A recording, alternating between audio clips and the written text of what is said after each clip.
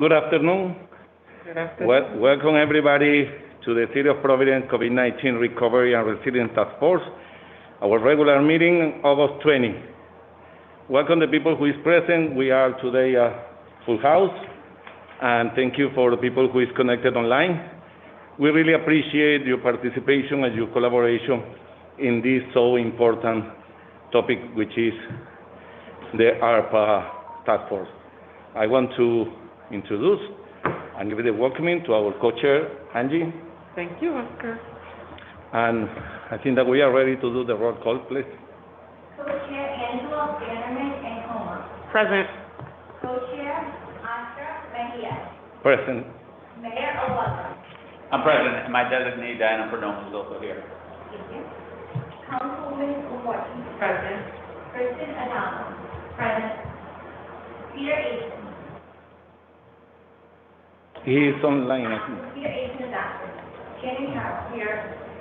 Sabrina Squadri. Here. Julian Wright. Present. Jim Carroll. Present. Michelle Shea. Present. Larry Warner. Present. You have 11 present and 1 absent. You have a quorum. Thank you. I would like to open our meeting with the second item on the agenda, the presentation from the Office of Economic Opportunity. Victor Regino. Thank you so much. Thank you, Victor. Opportunity to do a quick introduction. Her name is Jillian Fain, and she's here, and she can introduce Victor and Stephen. So somebody else is going to introduce Victor. Yes. I'm sorry, I couldn't hear. I can't hear through the mask. Yes. Yes. Okay. Great. Can I stay right here? Yes, I think people can see you. Good afternoon, everyone. I'm Jillian Fain. I'm the Director of Education at our Office of Economic Opportunity. We do have 2 presentations for you today. The first one will be from Victor Regino, he is our Small Business Coordinator, and the second will be from Stephen Boyle, he is our Executive Director of Workforce Solutions. So you have the programs in front of you, and please feel free to stop them in the middle of the presentation or wait till the end, and just ask questions as they come up, and anything that we need clarified, we will send out to you after this meeting. Thank you, Julia. Thank you.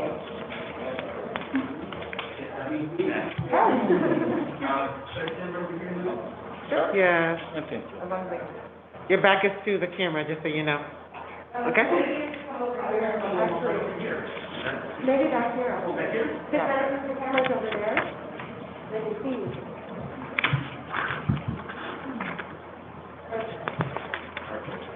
Okay, sorry, everybody, I'm right over here. So this is my proposal or presentation for the Small Business Relief Program. My name is Victor Regino, I'm the Small Business Coordinator, and I work with the Office of Economic Opportunity. Just a brief overview, if you guys take a look at the paper in front of you as well, you can see more of the information. The Office of Economic Opportunity we oversee 3 different programs in the city. They are called First Source Providence, CBD Self-Employment Program, and MWBE Procurement Program. Just a brief overview of everything that is included in this program. First Source is connecting our job-ready residents with employers throughout the city, helping them gain access to employment and wages.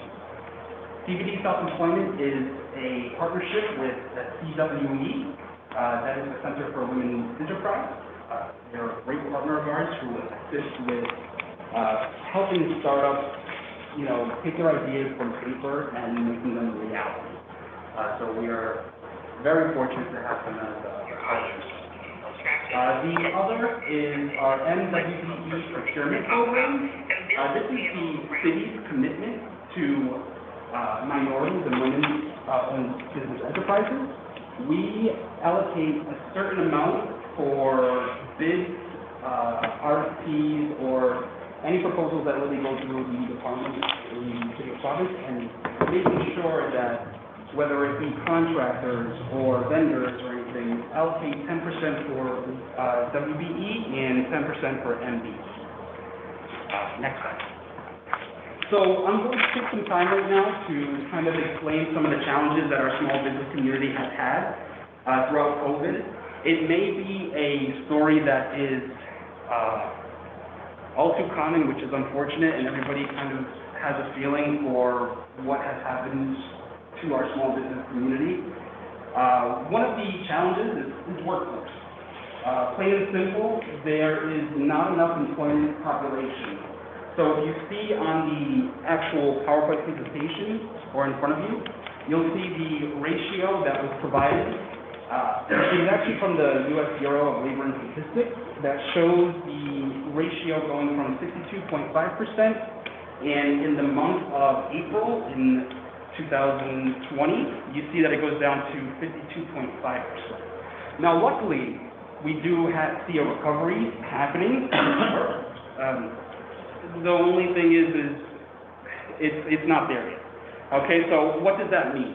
And just to give you like a little brief synopsis of what I believe may be the cause of this, it may in turn be a lot of people are opening or starting small businesses and are now out of the employment population. Another may be that they are retiring. You know, a lot of people may have retired in 2020, but those numbers alone would not describe the decrease alone, and we still have to make up 5% in order to get back to where we were pre-COVID. Next slide, please.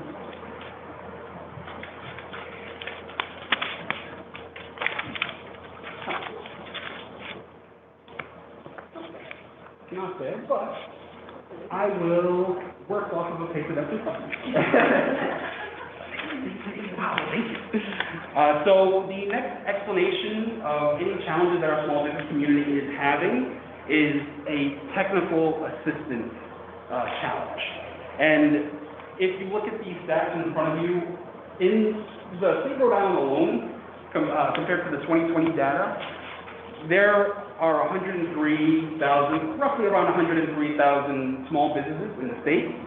28,000 of those are registered in the city of Providence. So if you look at that in the grand scheme of things, we take a quarter of the business population, and they're all housed in this great city of Providence. So what does that say?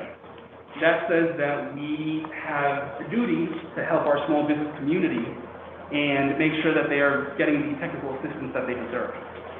The SBDC, if anybody is familiar with them, it's a Small Business Development Center.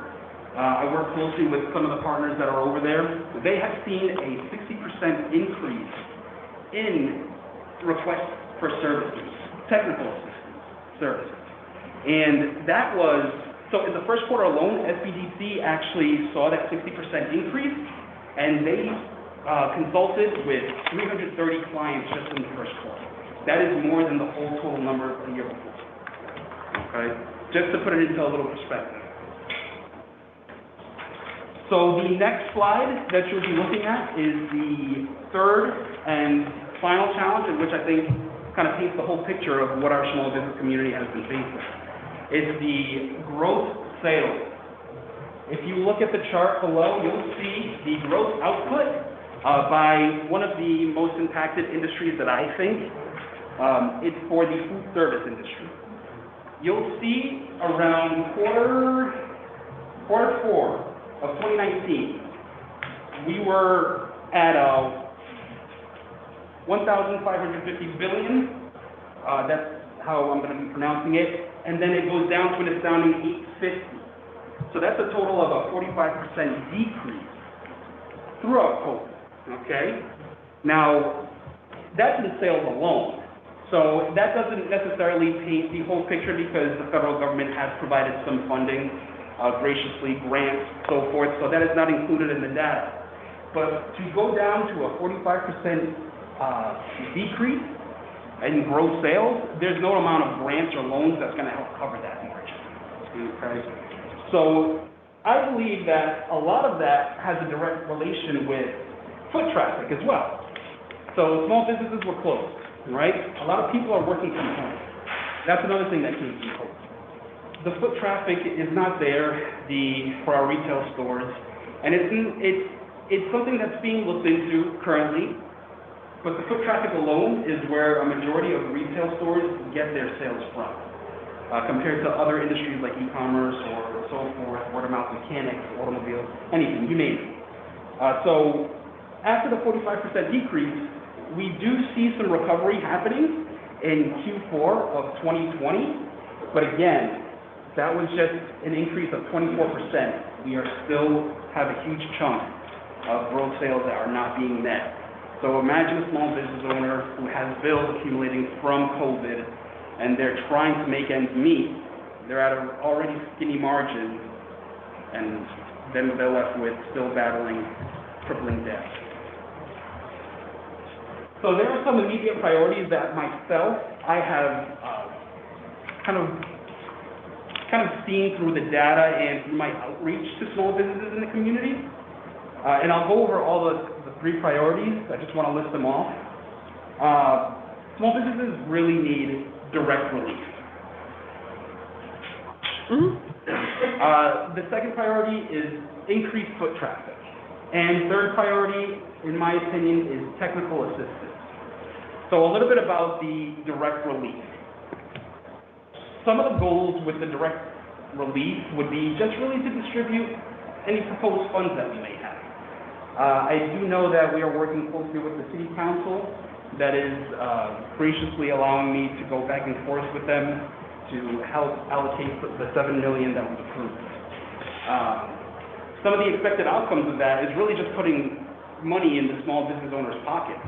Who knows better how to run their own business than the small business owner themselves? So that's one of the outcomes that I'm hoping for. The second is the increased foot traffic. So one of the goals would be to distribute some funds directly to small business owners in commercial real estate as well as retail stores. So that means a retail tenant that does not own the building would still be able to, or should still be able to get access to some of this funding. Because it is important. You don't want, if a small business owner has a retail store, they don't own the building, they still have a vision of what their business should look like. And I believe strongly in that. So this will put money directly in the pockets of small business owners, property owners, commercial property owners to help reinvest into their buildings and to show everybody that the city of Providence is open. We haven't gone anywhere, and our small business community certainly has. So the third priority is technical assistance. I'm looking to help fund small business support organizations that are located right here in the city of Providence, who can better understand the community and better understand their needs from a technical point, and they're already doing it. So the technical assistance aspect, we want to make sure that stays free for our small businesses. So we should allocate funding for that and making sure that our small businesses get the support that they need. Next slide, please. So I'd like to introduce to you the first program is our direct relief program. The Office of Economic Opportunity is working closely with the City Council to help allocate $7 million. Small businesses, they just continue to decrease in sales. They're kind of steady right now with their sales, but still not pre-COVID. And also, from a fact sheet from the Treasury Department, we also need to make sure that we are doing our best to address negative economic impacts caused by public health emergencies, and making sure that households and businesses are being catered to, and making sure that the impacted industries and the public sector as well. We have a fiscal obligation to allocate this money to businesses who have been most impacted by COVID. Next slide. So I also would like to introduce 2 proposed relief programs that, I've collaborated with a lot of different people, and I am very happy and thankful that a lot of people have shown interest in collaborating back with me. I have a Vibrancy Grant proposal that I would like to come up to the task force with. From the onset of COVID-19, the global health pandemic for the small business owners has caused multiple disruptions. And we have to make sure that these get addressed, whether it be the decrease in foot traffic. We have to make sure that we are funding the communities that have been impacted. A lot of these small business owners spent their money on bills because they were affected so badly. So we want to make sure that we propose a Vibrancy Grant to help us solve. We also have the technical assistance allocation. And just a brief note, the SBA reported in January last year that the percentage of PPP loans were as follows: 65% white, 14% Hispanic, 12% Asian, and 8% African American, and 2% American Indian and Alaskan Native. So it is very important that we get this technical assistance to help support our communities that are underserved. And that is my presentation. I am open for questions. Yes? Mayor? So thank you, Victor, for doing a lot of this groundwork to give us something to respond to, react to. I like the sort of three larger bucket areas. The direct relief, I would combine that with like direct relief and like urgent relief, but direct relief I think works really well. And the other two buckets I like a great deal. So just some thoughts on the kind of investments that I also want to put on the table that I think makes sense. So we were just talking a second ago, the Delta variant is spreading, and we're facing a situation where restrictions are coming back. Now we all want to avoid that however possible, but that's part of the reality that we're facing, and I want our thinking to also be not just on direct cash relief that we can provide, but are there measures that we can put in place to keep them open, as long as possible, and hopefully throughout. We're talking about a vaccine passport program, and something where small businesses who choose to say, if you run a large event, it can be only for the vaccinated, an easy system so that they can verify, because like small businesses, especially folks who put on events, they don't have the capacity, they don't have the staff to check and go through it, but there's a simple system. So I'd like for us to talk about some urgent relief to help businesses stay open as we're facing the spread of the Delta variant. With respect to increased foot traffic, it used to be, up until the recent past, that government would help support businesses by building roads, sidewalks, and investing in the physical infrastructure to connect customers with businesses. But as we're seeing more and more, the marketplace is now online. And unfortunately, those, the digital equipment equivalent of those roads, bridges, and sidewalks, they're all privately owned and privately funded. And more of the profits that go to connecting customers with businesses is going to shareholders of these tech companies, wherever it is that they live. And so I'd like for us to also consider, are there ways that we can support our local communities by building those roads, bridges, and sidewalks for the digital age, and making it so that those large profits aren't being given away to some private entity, but are reinvested and kept in the small businesses. And then the last piece along those, two other points. One other point along those same lines. I love the technical assistance, and what I'd like to push on this is, many of our small business owners have very limited tech capacity. And for those that do have some tech capacity, some of them don't have the tech hardware. And so I'd like to figure out how, say, every small mom and pop restaurant, as an example, how every single one of them can have some kind of digital presence or web presence. Maybe there's online ordering, maybe there's contactless payment. Those kinds of advantages that frankly the businesses that already had that were able to pivot and make the most out of these tough circumstances during the pandemic. But so I want to put that out there as an idea. And then the last thing, in terms of the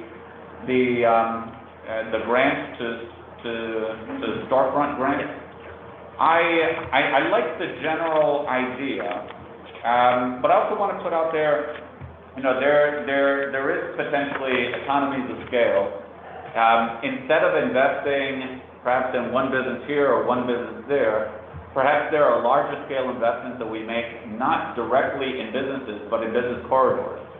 And perhaps there's Main Street beautification that we can invest in, and that would give us sort of more bang for our buck as well. So thank you, Victor, and those are some thoughts I wanted to add. Thank you for those thoughts. Thank you so much. Just to hop off of that was one of the notes that I had as well, which was looking at making stores and storefronts more modern, which would really tie into the tech idea.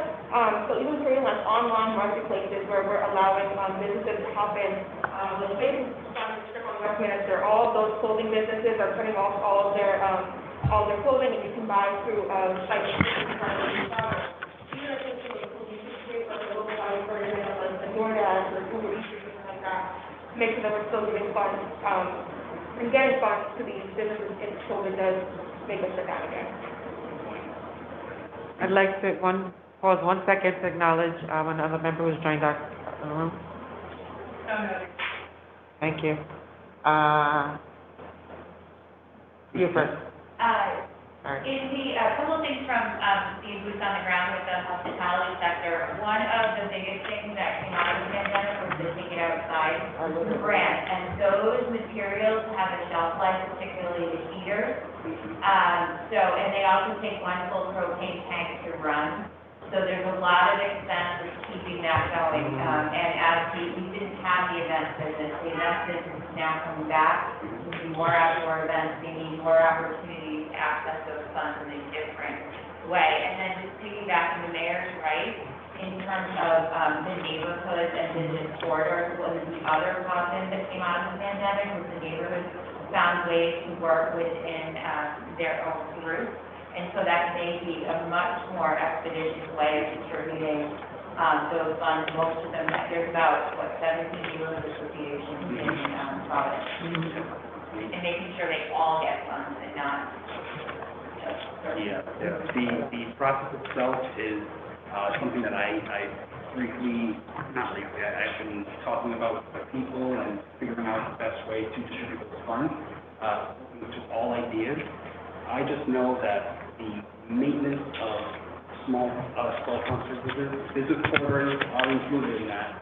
The way that the funds will be distributed, I could also reach out to the task force and get some more information on how that's done. The other big concern is wayfinding. I've heard that a lot from not so much the downtown and the typical neighborhoods, but the stuff. What was that one? I didn't hear you. Wayfinding? I was, Kristen, you said the Take It Outside program. As a small business owner, I saw a lot of my peers benefit from the ability to use sidewalks and kind of expand premises. And one thing, as a small business, we own a bar. The to-go infrastructure, I think, is something that would help in this second, like increase foot traffic, recognizing people ordering online.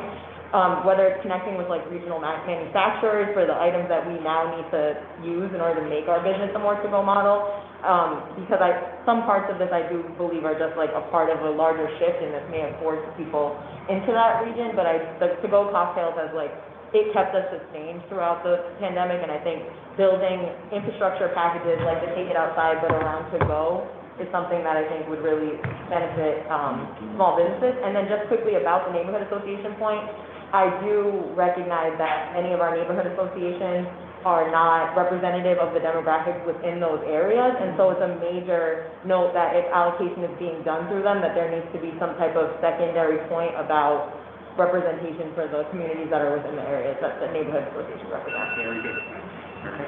Very good point. Two more final points. Julian and Shannon.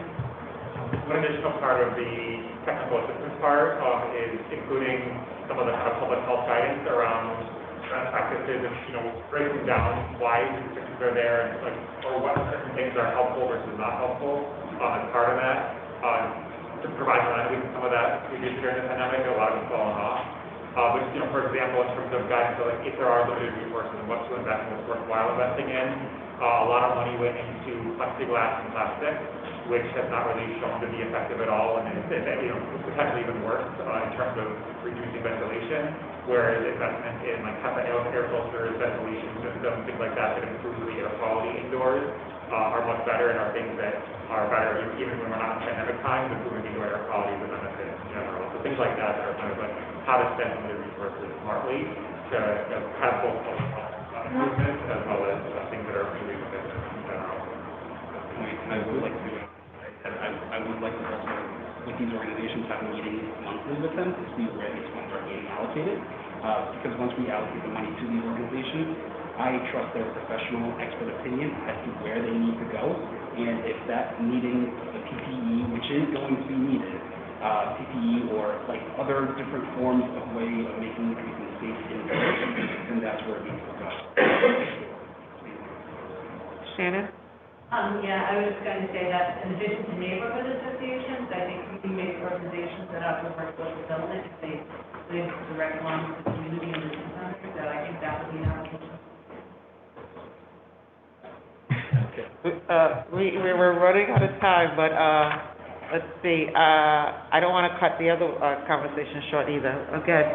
Discussion, if we're not able to get all of everybody's input, just email me or the co-chairs, and I can make sure it's provided to the department, so they have all the feedback. Did you hear that? I heard that. I'm not sure if everybody else heard that. Did everybody? She said if we're not able to get to everyone's feedback today, we can email the co-chairs and Diana to make sure that we capture everyone's comments. Does that work with everyone? Okay. Thank you. It seems like we have a robust discussion on businesses. Thank you very much, Victor. Thank you so much. Yeah. The next item on the agenda, which is item number 3, workforce development. That presentation will be by Stephen Boyle. Good afternoon, Stephen. Good afternoon. How are you? I'm well, thank you. Thank you very much. I appreciate the opportunity to speak about workforce solutions. My presentation. Come on.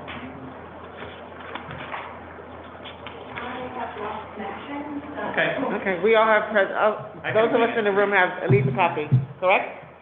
Yeah, You need a copy? Okay, you got a copy. I got a copy. All right, great. Just to give you an idea.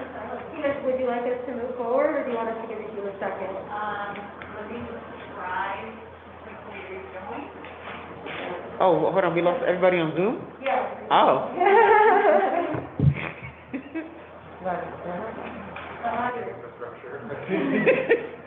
Right?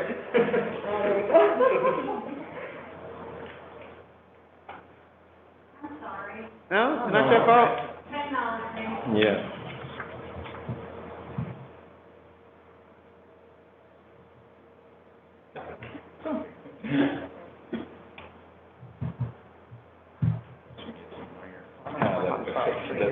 There is no internet connection. You can see the.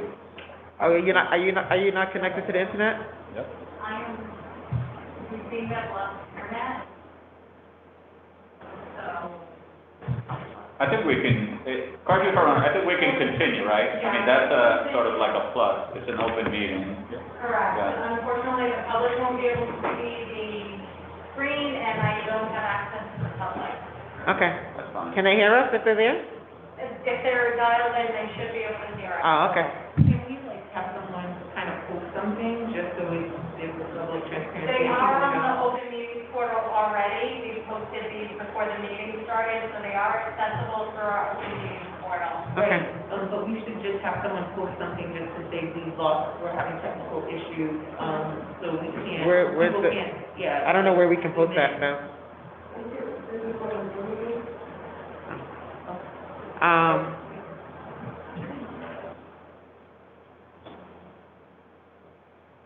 All right, in the interest of time. I think we should keep going. Yep. Yeah.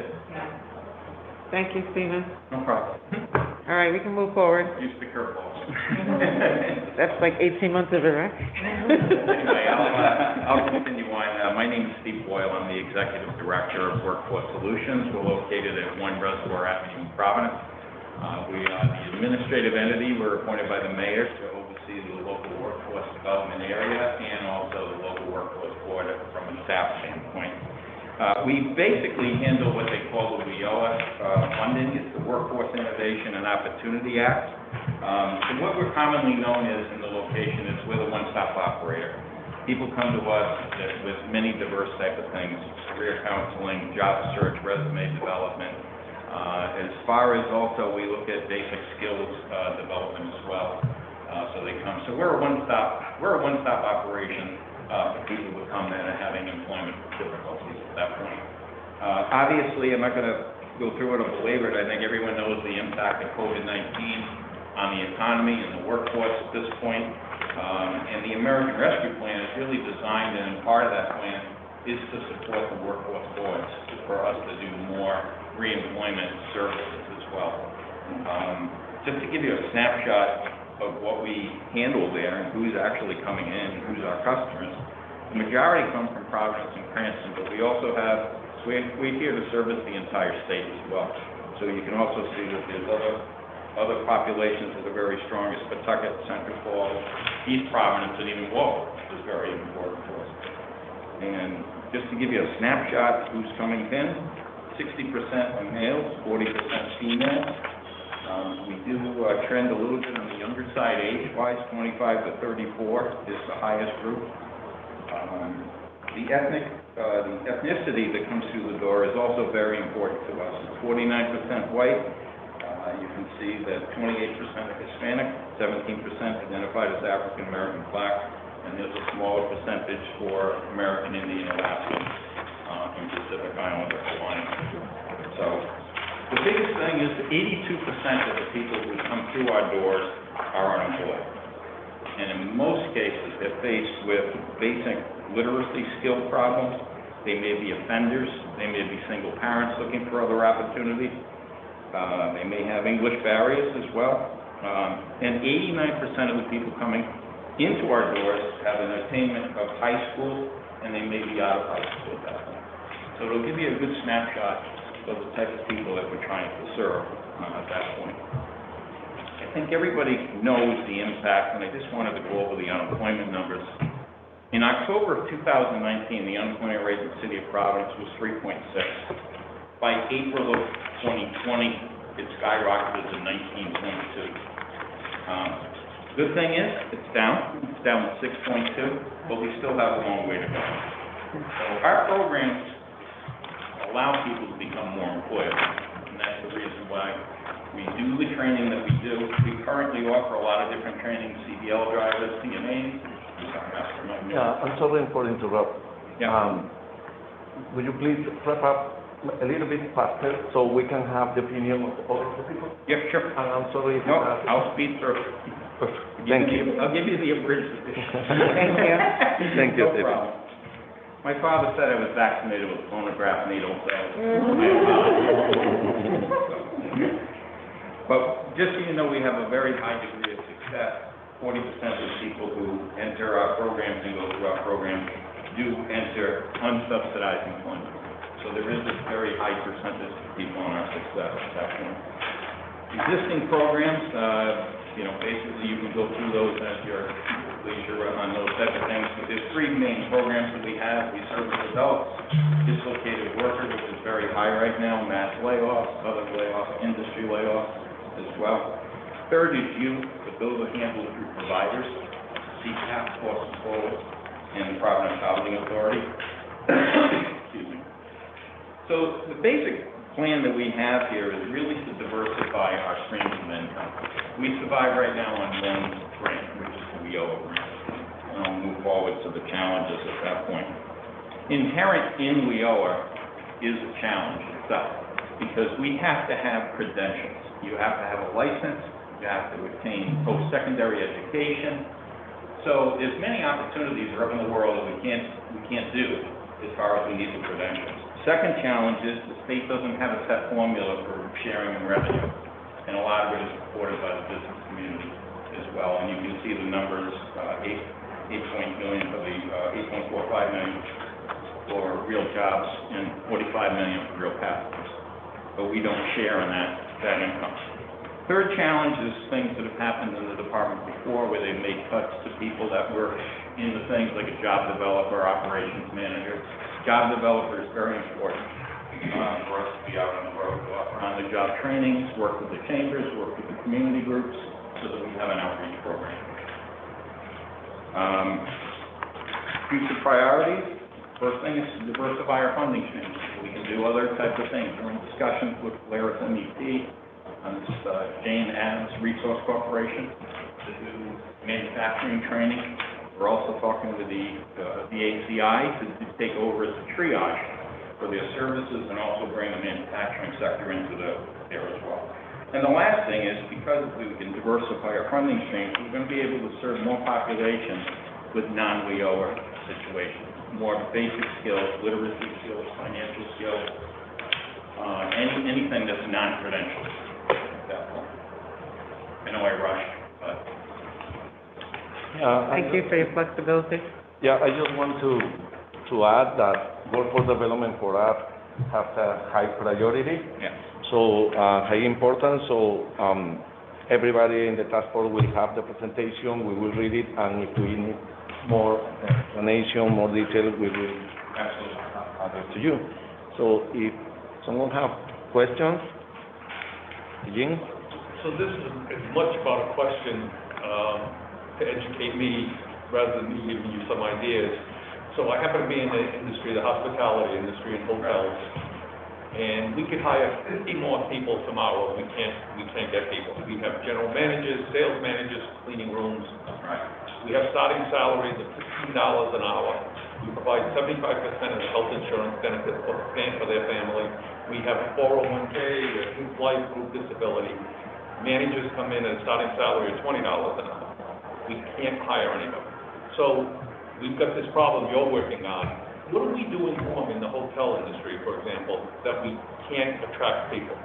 There's something we're not providing that would be more attractive. I don't think it's anything that you're doing wrong. I think the situation right now, and I think the subsidized unemployment is going to end September 4th, and I think you might see a shift in that. I think, it's one of those things, that's what people think at that point. We haven't seen a blip in volume coming through the door exactly like that. But I think one of the things is we're also in discussions with the Hospitality Association there on our board. We're actually trying to come up with a career path development plan, maybe for the higher levels on the management side, the assistant manager side as well. It's very frustrating for every business. I ran a Chamber of Commerce for years, and to see what's happening now, personal friends going out of business because they can't get the path. But you think the one major thing is the subsidy they're receiving from the federal government is holding them back from making I step forward? think it's part of it. I think it's the whole thing. I think there's been a displacement, and one of the things we're trying to do is people may not have been in that business before. They want to take a look at alternative career as far as that goes. So I think it's a combination of everything that we have right now. I don't think it's one item that's going to do it. I mean, the salaries are very strong, the benefit package is very strong. It's just a question of getting people back to work. Councilwoman LaFortune? Yeah. Thank you for the presentation. So just thinking about, so there are a couple of things. One, the restaurant and hospitality industry is pretty big in the city of Providence, and just thinking about how we can actually create a real partnership with them in training people, starting at the high school level, to pursue that career pathway. Right. But, there are challenges that people face too, like people who've been formerly incarcerated, at times they can't be hired. So, what are some policies that can be created, or work again creating those partnerships with some of these industries where they give people a chance, and they hire them? Transportation is an issue, housing is an issue, and childcare. Because we're also reading, there's a major shortage in providers right now. And because of the pandemic, the spaces are more limited, and the costs have also gone up.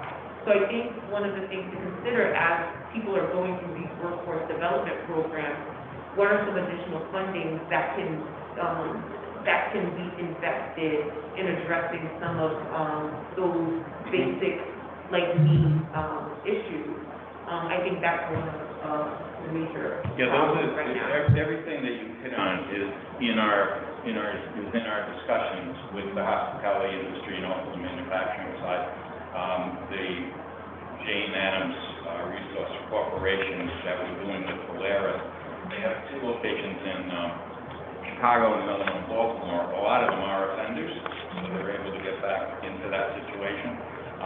Many of them are homeless in those situations. But we can, even under WEO, we can plug some of the gaps on transportation, childcare, clothing at times if they need it, to go for interviews and everything else. So there are resources. What we're looking to do is diversify that so that we can do some other more creative type things like you're saying.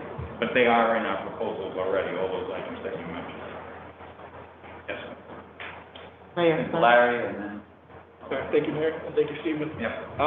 Piggybacking on the barriers to employment or to workforce opportunities, I wanted to share that United Way has had an opportunity to partner with the Office of Post-Secondary Education on the Back to Work Rhode Island initiative, and have seen the significant impact that has played in allowing folks who are either housing unstable or experiencing homelessness initiatives. And so, to your point, I think it's important to pay attention to that as well.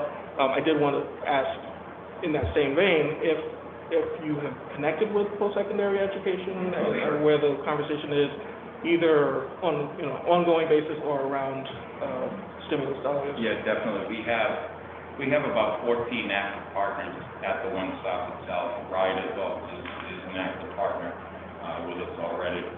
We're involved with the Providence Housing Authority, but we're also obligated to offer supportive services so that when we do, it's really a holistic approach. When somebody comes in, it's not just a job search. They're supposed to be going through counselors who interact with that person to find out if there are housing issues, healthcare issues. I'm a big believer in health, so it's all right, as you know. So they're supposed to be offering those other types of services. But like I said, sometimes we owe ties our hands as to what we can actually do. So a lot of the times it's a referral on those social services agencies. But we do have a direct relationship with RIDE and many other organizations. And post-secondary. And post-secondary. And we've had discussions with them on other programs. Even didn't we hear about Polaris through them? Yeah. Yep. And then real quick, just a data comment. I appreciate the disaggregation of who you're serving, and as well as Victor's presentation around who's been accessing the PPP loans. I'd be curious to hear kind of the disaggregation of who's been impacted as well, and know where there's a gap, because of the 197 people that you served, that's certainly not representative of the 19.2% unemployment rate.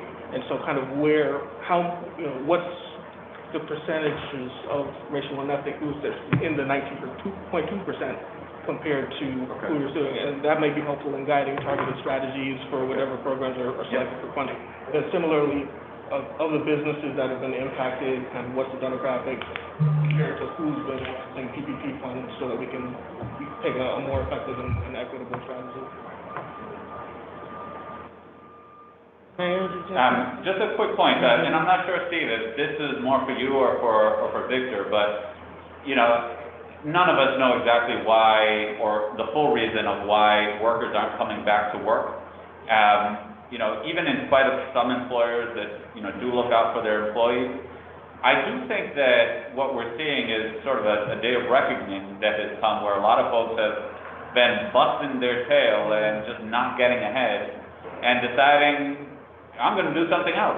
And so during the pandemic, oddly enough, we've seen an explosion of new business starts. So people just started their own businesses. And so, I'm really interested with the workforce side, how that bleeds into supporting entrepreneurs at a very early stage so that they can get up and running. So, I see very much a connection between what both of you are doing. But I see supporting entrepreneurs as a big part of supporting workforce as well. Yeah, actually, it's actually identified as an area that really hasn't been done in the past out of there. But like I said, Victor and I always said we're talking quite a bit as to what we can do for the small business community and how that's going to work. I used to run a lot of programs. Oscar knows we ran the Google. Secretary Devine came in and did a great presentation on how to enhance your Google presence for us. It was in English, and we were going to run a Hispanic section as well. Getting on the right foot presentations for the SBDC. I'm very cognizant of the fact, maybe, because what scares me to death is people are going to invest their hard-earned money into a business and a location, and then it may not work out. And you don't want to see that happen. I mean, there was a statistic by Ralph Mollis, one time the Secretary of State, he thought of the fact that 7,200 filings had taken place in new businesses. Until the staff member raised his hand and said, you have to tell them how many went out, and it was 7,000. So it's very important that we get it right to help them find a good location, market the things, have a digital presence, all that kind of stuff. But Victor and I are working pretty close on that stuff. Gilliam? Thank you for your presentation. This is a really, really important topic, and I'm going to get to the crux of a lot of this. Going off of the mayor's comments earlier and Councilwoman Lefferts, just to add a little context around some of the underlying dynamics that get at the question of why are people not wanting to come back to work at this time, or what's going on in the relationship between employers and employees, especially in low-wage workforces. Thinking about the impacts of COVID and direct health impacts on people, a lot of these areas are the areas where we've seen the largest outbreaks, the highest hospitalization and mortality rates, not just in Rhode Island, but across the country. Manufacturing, production, restaurants, food workers, line cooks, healthcare workers, the CNAs, have been really, there's a lot of people who died or got seriously sick in this area, and COVID's not over. So there's a lot of these ongoing things. I think there's also, because of low-income, low-wage communities of poverty, disproportionate health impacts of existing underlying conditions that put people at higher risk already. And then I think there's also a real lack of trust in terms of before the pandemic, when there were pushes for increasing the minimum wage or for paid sick leave. These are the same industry sectors that lobbied extensively to push back and not allow paid sick leave to happen or to put in loopholes and to really not look out for the well-being and quality of life of their employees. Sure. And I think we saw that play out in terms of what happened to people's well-being during the pandemic. And so I think it's not just around people are staying home because they're still getting unemployment leaves. I think there's a real issue of people not wanting to sacrifice their life and like I said, it's a big combination of things why the workforce isn't moving back.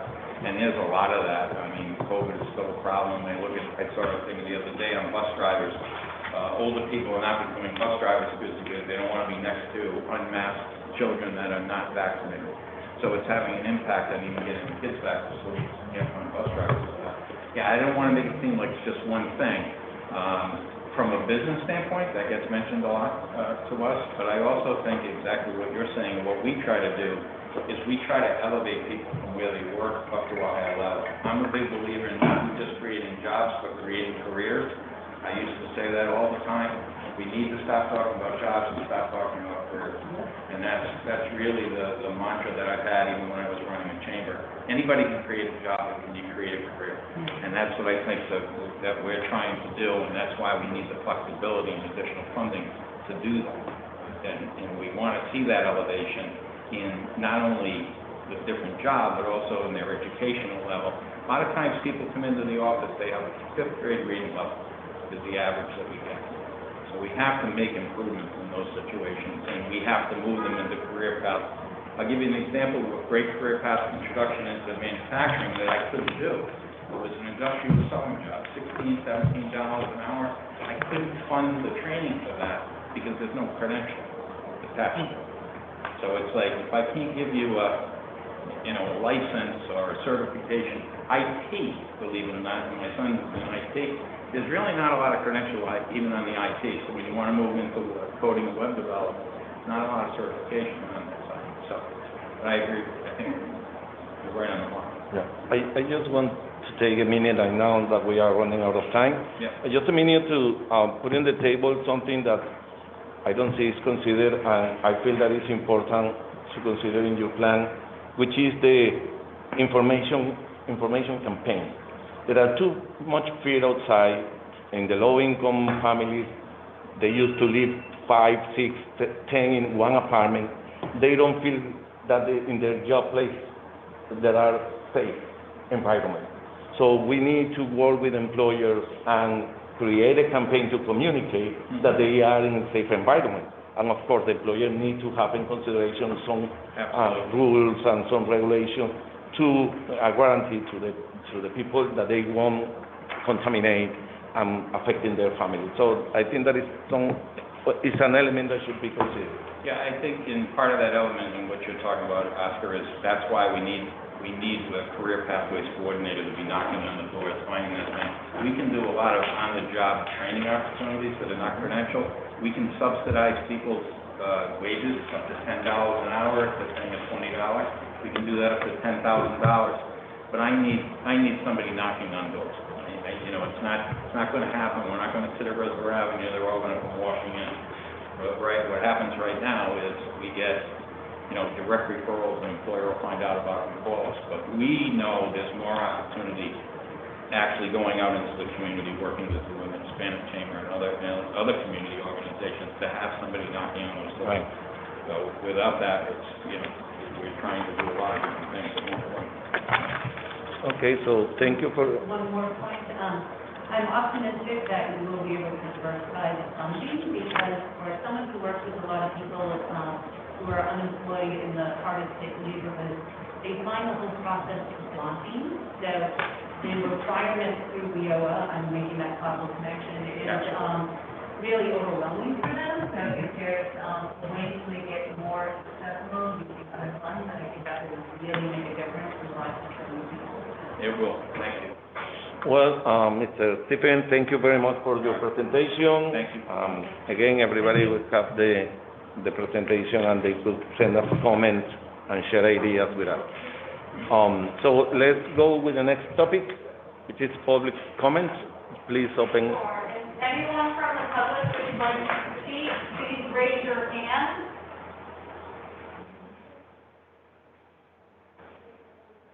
Anyone would like to speak, please raise your hand.